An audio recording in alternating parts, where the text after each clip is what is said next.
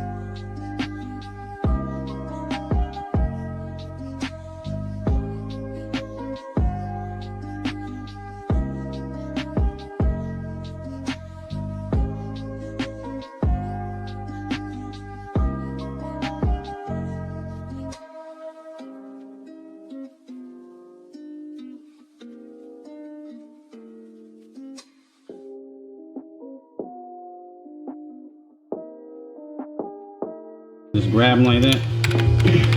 Yeah, double dragon. So yeah, this guy I really love a lot. Got a lot of games. You know, you can just sit here all night, play wherever you want, anything that came from the childhood, pretty much on this emulator here. I was big into fighting games, so there's a lot of great fighting games on here for me. And of course over here you got the all-time legend. Can't never go wrong with young Pac-Man, son.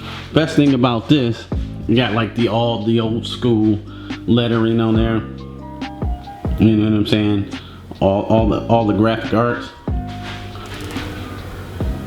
But my favorite thing about this is to hear this noise as soon as you hit that start button. This, I'll show you.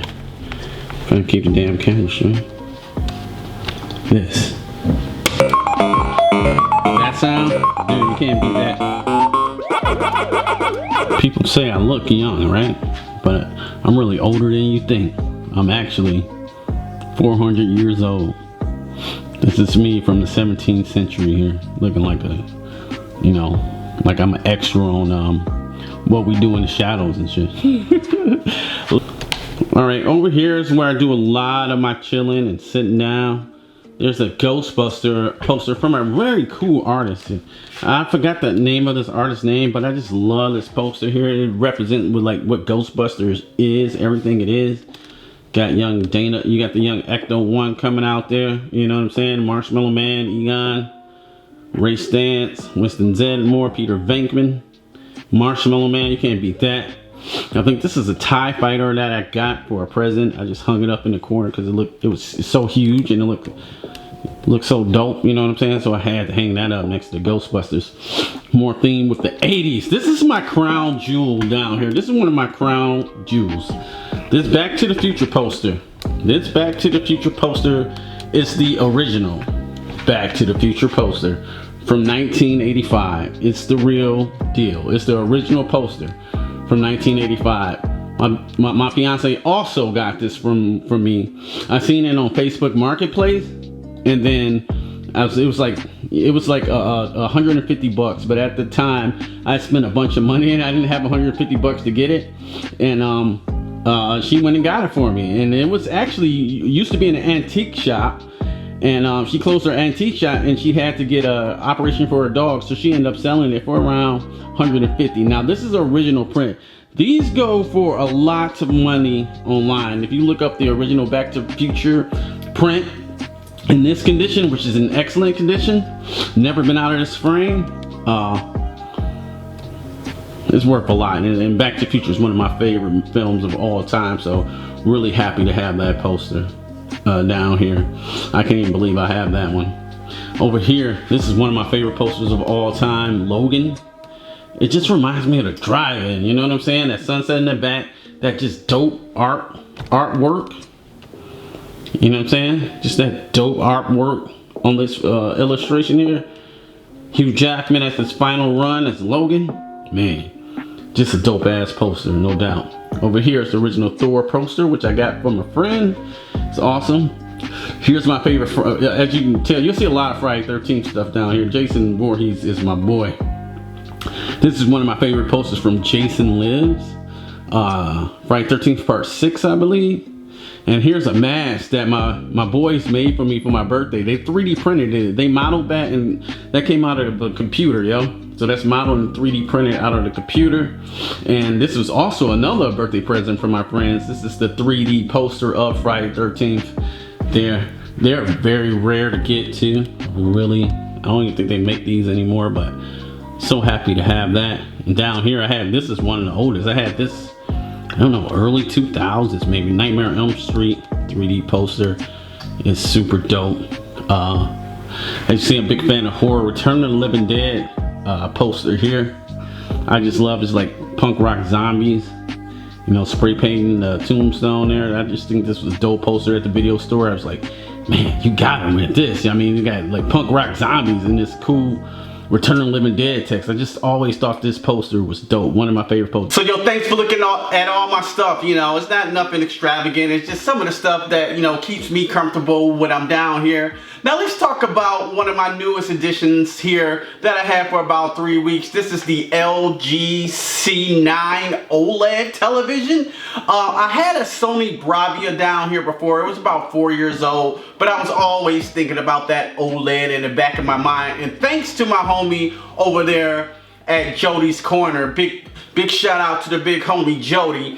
He bought the LG C9 for his gaming room, and I watched the review. I was like, man, that seemed like a dope TV. So of course I went down a YouTube rabbit hole and discovered the magic of the LG and basically how it's still one of the best, if not the best televisions out there, the LG C9. Now, right off the bat, I'm gonna tell you what, this is the crispiest picture I have ever seen on any television. It blows my Sony Bravia out of the water. You know, where this TV really shines is when you throw a 4K with HDR content in it. I mean, this is where this TV shines. And this TV has 4 HDMI 2.1 ports. What that means, you're gonna be playing games at a high hertz when that PS5 and that new Xbox come out, about 120 hertz to be exact. And this TV has a game mode on it, which the response time from the controller to the television is very quick, and the game mode itself looks incredible, as you can see here. All right, this is the television here in the game mode, and you know, we'll just walk around here. The camera's not going to do it justice here on 1080p, but if we look here, you can see, look at all the color variations here. You know what I'm saying? Like, I can't even explain how it looks on camera. You got to see it in person. Like, look at that fire, son. Look at that HD fire. Crispy. It don't get crisper than this right here. You know what I'm saying? It don't get crisper than this. You know. Let's give it a little closer look at that fire there. Make sure it's in focus. Yeah. Great looking game. And then watch how the color, changes variants here. You know, from HDR mode to HDR mode. I haven't been in this part, so I don't know what's going on. I know that fire look crispy. Make some s'mores, son. The LG C9 also comes with this here, the magic remote. It kind of acts like a cursor, like a mouse thing. I don't really mind it too much. I think it's cool. I know some people complain about it, but you can turn it off, so it's not that really big a deal. So the difference between OLED and LED. Now, LED has a back light panel that lights up the entire TV. And versus an OLED, which is, I think it's called organic panel. So what that means is this television is made up of around like 8.3 or 8.4 million pixels that make up the picture, and they individually light up by themselves. So if the TV, if for any reason it has black, the pixel can actually turn off and give you those super crispy blacks. And that, with the contrast and the processor of this TV, when you get that type of contrast, it's just unbelievably real. Like I watched Rise of Skywalker on Disney Plus in Ultra 4K HDR, and I didn't even like that movie, but that movie looked incredible on this screen. If you're thinking about picking up new 4K TV, I would definitely lean towards the LG C9 level. You know, this TV's not that cheap though. I paid around $2,200 for this TV, and this is a 2019 model. You know what I'm saying? You can get a lot of 4Ks for you know, a lot less cheaper now. 4Ks are cheap right now. You can get probably a 65 inch for maybe $300-400. But if you're looking for quality and more bang for your buck and future proof, and if you're really a stickler like to games and pictures like me, the OLED is one of the best investments I have ever made, man. I really enjoy watching content on this thing. It blows it out of the water. You know, Last of Us 2, like I said, looks the crispiest. Ghost of Tsushima is coming out soon. I cannot wait to see how it looks on this thing. And as for sound goes, I have a 5.1 surround sound system, and it sounds great with surround sounds. But I had Apple TV on, and it was coming through a TV, and I didn't have it hooked up at the time. And I watched Greyhound and The Banker, and this thing got a little bass. The sound sounds really good, you know what I'm saying, for a TV this size. And I was blown away by the sound. Like, this is, I can watch this without 5.1. I mean, it sounds great just straight up out of the box. And all the HD modes here, you got different modes to the TV for different content you may be viewing, like HDR mode.